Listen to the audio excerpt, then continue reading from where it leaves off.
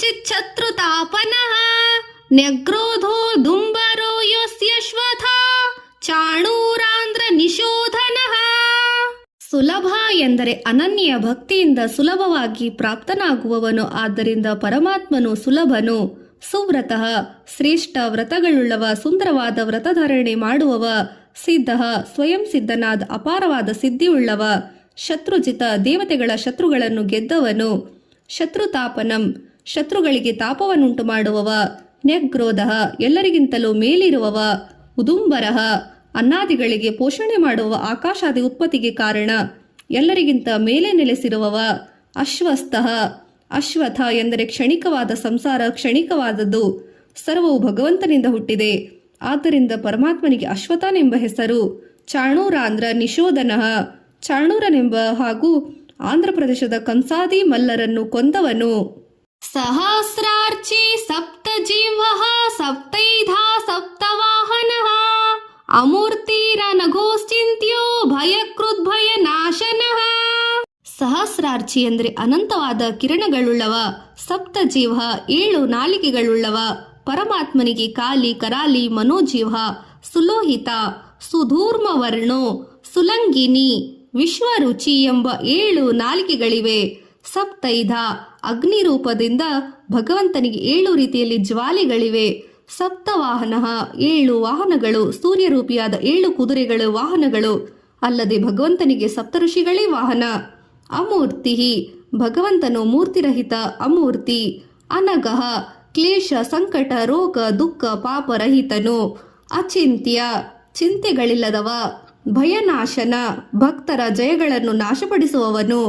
ಅಣುರ್ ಬೃಹತ್ ಕೃಶಸ್ಥೂಲೋ ಗುಣಾರ್ಭ್ರೂನಿರ್ಗೃಣೋ ಮಹಾನ್ ಅದೃತಃ ಸ್ವಧೃತಃ ಸ್ವಾಸ್ಯಃ ಪ್ರಾಗೂಷೋ ವಂಶವರ್ಧನಃ. ಅಣುಹು ಎಂದರೆ ಅತ್ಯಂತ ಸೂಕ್ಷ್ಮರೂಪಿಯಾದವನು. ಬೃಹತ್ ಎಂದರೆ ಬೃಹದಾಕಾರವಾಗಿ ಸರ್ವವ್ಯಾಪಕವಾದವ. ಕೃಶಃ ದ್ರವ್ಯತ್ವ ಇಲ್ಲದವ ಕೃಶನ. ಸ್ಥೂಲ ಎಲ್ಲದರಲ್ಲಿಯೂ ಇರುವವನು. ಸ್ಥೂಲ ಶರೀರ. ನಿರ್ಗುಣ ಭಗವಂತನು ಕೇವಲ ನಿರ್ಗುಣನಾಗಿರುವವನು. ಗುಣಭ್ರುವ ಗುಣಗಳನ್ನು ಆಶ್ರಯಿಸಿದವನು. ಭಗವಂತನು ರಜ ಸತ್ವ ತಮೋಗುಣ ಸೃಷ್ಟಿ ಸ್ಥಿತಿ ಲಯಗಳಿಗೆ ಆಶ್ರಯಿಸಿ ಗುಣಭೃಂಗ ಎಂದನು. ಮಹಾನ್ ಭಗವಂತ ಸರ್ವಗತನಾಗಿ ಮಹಾನಾದವ. ಸ್ವಧೃತ ತನ್ನ ಮಹಿಮೆಯಿಂದ ವಿರಾಜಿತನಾದ. ಅಧೃತ ಪೃಥ್ವಿ ಮೊದಲಾದಗಳಿಗೆ ಆಧಾರವಾಗಿಸಿಕೊಂಡು ಮೇಲೆ ಆಧಾರವಾದ ಪರಮಾತ್ಮ. ಸ್ವಾಸ್ಥ್ಯ ಸುಂದರವಾದ ಮುಖವುಳ್ಳವನು. ಪ್ರಾಗ್ವಶ ವಿವಿಧ ವಂಶಗಳಲ್ಲಿ ಭಗವಂತನ ವಂಶವು ಪ್ರಥಮ. ವಂಶವರ್ಧನ ವಂಶ ಅಥವಾ ಪ್ರಪಂಚವನ್ನು ವೃದ್ಧಿಗೊಳಿಸುವವ. ಭಾರಭೃತೋ ಕಥಿತೋ ಯೋಗಿ ಯೋಗೀಶ ಸರ್ವಕಾಮದಃ ಆಶ್ರಮಃ ಶ್ರಮಣಃ ಕ್ಷಾಮ ಸುಪರ್ಣೋ ವಾಯುವಾಹನಃ. ಭಾರಭೃತ ಎಂದರೆ ಅನಾದಿ ರೂಪದಿಂದ ಪೃಥ್ವಿಯ ಭಾರವನ್ನು ಧಾರಣೆ ಮಾಡಿದವ. ಕಥಿತ ಸರ್ವಸೃಷ್ಟಿ ಸರ್ವಶ್ರೇಷ್ಠನಾದವ. ಯೋಗಿ ಚಿತ್ತವೃತ್ತಿಯನ್ನು ನಿರೋಧಿಸಿದವ. ಯೋಗೀಶ ಯೋಗಿಗಳಲ್ಲಿ ಶ್ರೇಷ್ಠನಾದ ಯೋಗಿ. ಬೇರೆ ಯೋಗಿ ರೀತಿಯಿಂದ ವಿಘ್ನಗಳ ವಿಲಚಿತನಾದವ. ಸರ್ವಕಾಮದ ಸಮಸ್ತ ಕಾಮನೆಗಳನ್ನು ಈಡೇರಿಸುವವ. ಆಶ್ರಮ ಸಂಸಾರ ಚಕ್ರದಿಂದ ತೊಳಲಾಡುತ್ತಿರುವ ಭಕ್ತರಿಗೆ ಆಶ್ರಮದಲ್ಲಿ ವಿಶ್ರಾಂತಿ ಸ್ಥಳ. ಕಾರ್ಯಾಂತರದಲ್ಲಿ ವಿಶ್ರಾಂತಿಗೆ ಭಕ್ತರು ಸಂಸಾರ ಕಾರ್ಯವನ್ನು ನಿಲ್ಲಿಸಿ ಭಗವಂತನ ಸ್ಮರಣೆ ಮಾಡಿದಾಗ ಅವರಿಗೆ ವಿಶ್ರಾಂತಿ ದೊರೆಯುತ್ತದೆ. ಭಗವಂತನೇ ಅಲ್ಲಿ ಇರುತ್ತಾನೆ. ಭಗವಂತನೇ ಆಶ್ರಯ. ಶ್ರಮಣಃ ದುಷ್ಟರನ್ನು ಸಂತಾಪಗೊಳಿಸುವವನು. ಕ್ಷಾಮಃ ಪ್ರಳಯ ಕಾಲದಲ್ಲಿ ಸಕಲ ಜೀವಿಗಳನ್ನು ಸಂಹರಿಸಿದವ. ಸುಪರ್ಣಃ ಕಲ್ಪವೃಕ್ಷ ರೂಪಿಯಾದ ಭಗವಂತನಲ್ಲಿ ವೇದಗಳೆಂಬ ಶ್ರೇಷ್ಠ ಎಲೆಗಳಿವೆ. ಆದ್ದರಿಂದ ಆತನಿಗೆ ಸುಪರ್ಣ ಎಂಬ ಹೆಸರು. ವಾಯುವಾಹನ ವಾಯುವನ್ನು ಪ್ರೇರೇಪಿಸುವವನು. ಧನುರ್ಧರೋ ಧನುರ್ವೇದೋ ದಂಡೋ ದಮಯಿತಾ ದಮಃ ಅಪರಾಜಿತಃ ಸರ್ವಸಹೋ ನಿಯಂತಾ ಸ ನಿಯೋಮಯಃ. ಧನುರ್ಧರ ಎಂದರೆ ಶ್ರೀರಾಮಾವತಾರದಲ್ಲಿ ಶ್ರೇಷ್ಠ ಧನುಸ್ಸನ್ನು ಧರಿಸಿದವ. ಧನುರ್ವೇದ ಎಂದರೆ ವೇದಗಳಲ್ಲಿ ಧನುರ್ವೇದ ಒಂದು. ಶ್ರೀರಾಮಚಂದ್ರ ಅದನ್ನು ಬೋಧಿಸಿರುವವ. ಆದ್ದರಿಂದ ಆತನಿಗೆ ಧನುರ್ವೇದ ಎಂಬ ಹೆಸರು. ದಂಡ ದಮನ ಮಾಡುವವ. ದಮಯಿತ ಯಮರಾಜ ಮೊದಲಾದ ರೂಪಗಳ ಪ್ರಜೆಗಳನ್ನು ದಂಡಿಸುವವ. ದಮಃ ಇಂದ್ರಿಯಗಳನ್ನು ವಶದಲ್ಲಿರಿಸಿಕೊಂಡಿರುವವ. ಅಪರಾಜಿತ ಯಾರಿಂದಲೂ ಸೋಲಲ್ಪಡದವ. ಸರ್ವಸಹ ಎಲ್ಲಾ ಶತ್ರುಗಳನ್ನು ಸಹಿಸಿಕೊಳ್ಳುವವ. ನಿಯಂತ ಸರ್ವರನ್ನು ಅವರವರ ಕರ್ಮಗಳನ್ನು ನಿಯಮಿಸುವವ. ಅನಿಯಮ. ಭಗವಂತನಿಗೆ ಯಾವ ನಿಯಮಗಳಿಲ್ಲ, ಆತನಿಗೆ ಯಾರೂ ನಿಯಾಮಕರೂ ಇಲ್ಲ, ಆದ್ದರಿಂದ ಆತನು ಅನಿಯಮಯ. ಯಮಃ ದುಷ್ಟರಿಗೆ ಯಮಸ್ವರೂಪಿಯಾದವ. ಸತ್ವವಾನ್ ಸಾತ್ವಿಕಃ ಸತ್ಯಃ ಸತ್ಯಧರ್ಮ ಪರಾಯಣಃ ಅಭಿಪ್ರಾಯಃ ಪ್ರಿಯಾರ್ಹೋ ಹರ್ಹ ಪ್ರಿಯಕೃತ ಪ್ರೀತಿವರ್ಧನಃ. ಸತ್ವವಾನ್ ಎಂದರೆ ಸತ್ವಗುಣ ಸಂಪನ್ನನಾಗಿರುವುದರಿಂದ ಭಗವಂತನಿಗೆ ಸತ್ವವಾನ್ ಎಂದು ಹೆಸರು. ಸಾತ್ವಿಕಃ ಸತ್ವಗುಣದಲ್ಲಿ ನೆಲೆಸಿದವ. ಸತ್ಯಃ ಸತ್ಯಸ್ವರೂಪನಾದವ. ಸತ್ಯಧರ್ಮ ಪರಾಯಣಃ ಸತ್ಯವನ್ನು ನುಡಿದವರಲ್ಲಿ ಧರ್ಮದಲ್ಲಿ ನಡೆದವಲ್ಲಿ ನಿರತರಾದವ. ಅಭಿಪ್ರಾಯ ಸಂಪೂರ್ಣ ಪುರುಷಾರ್ಥಗಳನ್ನು ಬಯಸಿದವ. ಅಭಿಲಾಷಿ ಅಭಿಪ್ರಾಯ ಎಂಬ ಹೆಸರು ಪರಮಾತ್ಮನದು. ಪ್ರಿಯಾರ್ಥ ಪ್ರಿಯಾರ್ಹ ಪ್ರಿಯವಾದ ವಸ್ತುಗಳನ್ನು ಅರ್ಪಿಸಿದಲು ಯೋಗ್ಯನು. ಅರ್ಹ ಸರ್ವ ಪ್ರಕಾರಗಳ ಪೂಜೆಗಳನ್ನು ಮಾಡಲು ಅರ್ಹನು. ಪ್ರಿಯಕೃತ ಭಕ್ತರಿಗೆ ಸುಖದಾಯಕ. ಪ್ರೀತಿವರ್ಧನ ಪ್ರೀತಿಯನ್ನು ವರ್ಧಿಸುವವನು. ವಿಹಾಯ ಸಗತಿರ್ಜ್ಯೋತಿ ಸುರುಚಿರ್ಹುತ ಭೂಗೀವ ಭೂ ರವಿರ್ವಿರೋಚನಃ ಸೂರ್ಯ ಸವಿತಾ ರವಿಲೋಚನಃ. ವಿಹಾಯ ಸಗತಿ ಎಂದರೆ ಆದಿತ್ಯನ ರೂಪದಲ್ಲಿ ಆಕಾಶದಲ್ಲಿ ಚಲಿಸುವವ. ಜ್ಯೋತಿ ಎಂದರೆ ಜ್ಯೋತಿರೂಪಿಯಾದವ. ಸುರುಚಿಹಿ ಸುಂದರವಾದ ಕಾಂತಿ ಹಾಗೂ ಇಚ್ಛೆಯುಳ್ಳವ. ಹುತಭುಕ ಯಜ್ಞ ಕರ್ಮಗಳ ಹವಿಸ್ಸನ್ನು ಪರಮಾತ್ಮ ಬೆಳಗಿಸುವವ. ಆದ್ದರಿಂದ ಹುತಭುಕ ಎಂಬ ಹೆಸರು. ವಿಭುಹು ಸರ್ವವ್ಯಾಪಿ ಮೂರು ಲೋಕಗಳ ಪ್ರಭು. ರವಿಹಿ ಸೂರ್ಯನ ರೂಪದಂತೆ ರಸಗಳನ್ನು ಹೀರುವವ. ವಿರೋಚನಃ ವಿಶೇಷ ರೂಪದಿಂದ ಶೋಭಿಸುತ್ತಿರುವವ. ಸೂರ್ಯ ಸಂಪತ್ತನ್ನು ಹೆಚ್ಚಿಸುವವ. ಸೃಷ್ಟಿಗೆ ಕಾರಣಕರ್ತ. ಸವಿತಾ ಜಗತ್ ಸೃಷ್ಟಿಗೆ ಕಾರಣ. ರವಿಲೋಚನಃ ಸೂರ್ಯನನ್ನು ತನ್ನ ಕಣ್ಣಾಗಿರಿಸಿಕೊಂಡಿರುವವ. ವಿಷ್ಣುವನ್ನು ಕಣ್ಣು ಶ್ರೀ ವಿಷ್ಣುವಿನ ಕಣ್ಣು ಸೂರ್ಯನಂತೆ. ಅನಂತೋ ಹುತ ಭುಗ್ಭೋಕ್ತ ಸುಖದೋ ನೈಕ ಜೋಸಗ್ರಜಃ ಅನಿರ್ವಿಣ್ಣಃ ಸದಾಮರ್ಷಿಃ ಲೋಕಾಧಿಷ್ಠ ನಮದ್ಭುತಃ. ಅನಂತಹ ಎಂದರೆ ಪರಿಪೂರ್ಣನು, ಕಾಲಾತೀತ, ವಿಶಾಲವಾಗಿ ಹರಡಿಕೊಂಡಿರುವ. ಹುತಬುಕ ಅಗ್ನಿರೂಪಿಯಾಗಿ ಹವಿಸ್ಸನ್ನು ಭಕ್ಷಿಸುವವ. ಸುಖದಃ ನಾಸ್ತಿಕರ ಸುಖವನ್ನು ನಾಶ ಮಾಡುವವ. ಭೋಕ್ತ ಜಗತ್ತನ್ನು ಪಾಲಿಸುವವ. ನೈಕಜಃ ಧರ್ಮ ರಕ್ಷಣೆಯನ್ನು ಹಲವಾರು ಸಾರಿ ಅವತಾರವೆತ್ತುವವ. ಅಗ್ರಜಃ ಸೃಷ್ಟಿಗೆ ಮೊದಲ ಬಾರಿ ಹಿರಣ್ಯ ಗರ್ಭದ ರೂಪದಲ್ಲಿ ಪ್ರಥಮವಾಗಿ ಉದ್ಭವಿಸಿದವ. ಅನಿರ್ವಿಣ್ಯ ಸರ್ವ ಕಾಮನೆಗಳನ್ನು ಈಡೇರಿಸುವುದರಿಂದ ಪರಮಾತ್ಮನು ಚಿಂತೆರಹಿತ, ದುಃಖರಹಿತ. ಸದಾಮರ್ಷಿ ಸತ್ಪುರುಷರನ್ನು ಕ್ಷಮಿಸುವವ. ಲೋಕಾಧಿಷ್ಠ ಮೂರು ಲೋಕಗಳಿಗೆ ಆಶ್ರಿತನಾದವ. ಅದ್ಭುತ ತನ್ನ ಸ್ವರೂಪ ಗುಣ ಕೃತಗಳಿಗೆ ಅದ್ಭುತನಾದವ. ಸನಾತನತ್ತಮಂ ಕಪಿಲ ಕಪಿರಪ್ಯಃ ಸ್ವಸ್ತಿದಃ ಸ್ವಸ್ತಿಕೃತ ಸ್ವಸ್ತಿ ಸ್ವಸ್ತಿಭುಕ ಸ್ವಸ್ತಿ ದಕ್ಷಿಣಃ. ಸನಾತ ಎಂದರೆ ಚಿರಕಾಲ ಸ್ವರೂಪನಾಗಿರುವವ. ಸನಾತನಂ ಎಂದರೆ ಬ್ರಹ್ಮಾದಿ ದೇವತೆಗಳಿಗೆ ಕಾರಣನಾಗಿರುವವ. ಕಪಿಲಃ ಕಂದು ಬಣ್ಣದ ಶರೀರಧಾರಿಯಾಗಿ ಕಪಿಲ ಮುನಿಗಳ ಅವತಾರ ತಾಳಿದವ. ಕಪಿಹಿ ಸೂರ್ಯರೂಪಧೂರಿಯಾಗಿ ಧಾರಿಯಾಗಿ ಕಿರಣಗಳಿಂದ ನೀರನ್ನು ಹೀರಿಕೊಳ್ಳುವವ. ಅಪ್ಯಯ ಪ್ರಳಯ ಕಾಲದಲ್ಲಿ ಸರ್ವೂ ಈತನಲ್ಲಿ ಲಯವಾಗುತ್ತದೆ. ಸ್ವಸ್ತಿದಃ ಭಕ್ತರಿಗೆ ಕಲ್ಯಾಣದಾಯಕ. ಸ್ವಸ್ತಿಕೃತ ನಾಸ್ತಿಕರ ಸುಖವನ್ನು ನಾಶ ಮಾಡುವವ. ಸ್ವಸ್ತಿಹಿ ಕಲ್ಯಾಣ ಸ್ವರೂಪಿ. ಸ್ವಸ್ತಿಭುಕ ಭಕ್ತರಿಗೆ ಶುಭವನ್ನು ರಕ್ಷಿಸುವವ. ಸ್ವಸ್ತಿ ದಕ್ಷಿಣಃ ಶೀಘ್ರವಾಗಿ ಫಲ ನೀಡುವವ. ಅರೌದ್ರೋಹೋ ಕುಂಡಲಿ ಚಕ್ರಿ ವಿಕ್ರಮ್ಯೂರ್ಜಿತ ಶಾಸನಃ ಶಬ್ದಾತಿಕ ಶಬ್ದಸಃ ಶಿಶಿರಃ ಶರ್ವರೀಕರಃ. ಆರೌದ್ರೋ ಎಂದರೆ ರಾಗ ದ್ವೇಷ ಕ್ರೋಧ ಮೊದಲಾದ ವಿಕಾರರಹಿತ. ಕುಂಡಲಿ ಕುಂಡಲಿ ಶಕ್ತಿ ಸ್ವರೂಪ. ಚಕ್ರಿ ಕುಂಡಲಿ ಚಕ್ರವನ್ನು ನೆಲೆಸಿದವ. ವಿಕ್ರಮಿ ಅತಿ ಪರಾಕ್ರಮಶಾಲಿಯಾಗಿದ್ದವ. ಊರ್ಜಿತ ಶಾಸನ ಪರಾಕ್ರಮ ಪರಮಾತ್ಮ ಶಾಸನ ಪ್ರಬಲವಾದದ್ದು. ಶಬ್ದಾಂಗೀತ ಶಬ್ದಗಳಿಂದ ವರ್ಣಿಸಲಾಗದಷ್ಟು ಮಹಿಮೆಯುಳ್ಳದವ. ಶಬ್ದ ಸಹ ಸಮಸ್ತ ವೇದ ಪುರಾಣ ಶಾಸ್ತ್ರ ಪರಮಾತ್ಮನನ್ನು ವರ್ಣಿಸುತ್ತದೆ. ವೇದಾಶ್ಚ ಸರ್ವೈರಮಮೇವ ದೈವೈದ್ಯ ಆದುದರಿಂದ ಪರಮಾತ್ಮನಿಗೆ ಶಬ್ದ ಸಹ ಎನ್ನುವರು. ಶಿಶಿರಃ ಪರಮಾತ್ಮನ ತಾಪವನ್ನು ತಣಿಸುವವನು.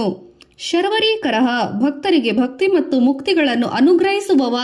ಅಕ್ರೂರಃ ಪೇಶಲೋ ದಕ್ಷೋ ದಕ್ಷಿಣಃ ಕ್ಷಮೀಣಾಂ ವರಃ ವಿದ್ವತಮೋ ವಿಧಭಯಃ ಪುಣ್ಯಶ್ರವಣ ಕೀರ್ತನಃ.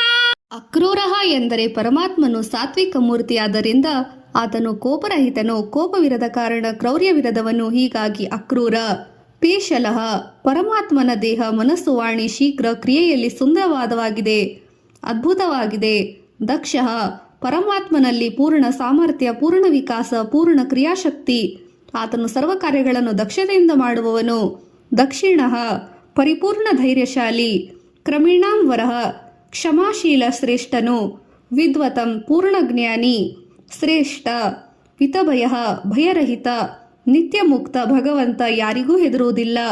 ಪುಣ್ಯಶ್ರವಣ ಕೀರ್ತನ, ಪರಮಾತ್ಮನ ನಾಮಸ್ಮರಣೆ, ಕೀರ್ತನ, ಶ್ರವಣೆ ಭಕ್ತರು ಸಂಸಾರದ ಚಕ್ರದಿಂದ ಬಿಡುಗಡೆ ಹೊಂದಿ ಸರ್ವ ಪಾಪಗಳ ನಿವಾರಣೆ, ಪುಣ್ಯವೃದ್ಧಿ ಆಗುವುದು. ಉತ್ತಾರಣೋ ದುಷ್ಕೃತಿಃ ಪುಣ್ಯೋ ದುಸ್ವಪ್ನ ನಾಶನಃ ವಿರಹ ರಕ್ಷಣಃ ಸಂತೋ ಜೀವನಃ ಪರ್ಯವಸ್ಥಿತಃ.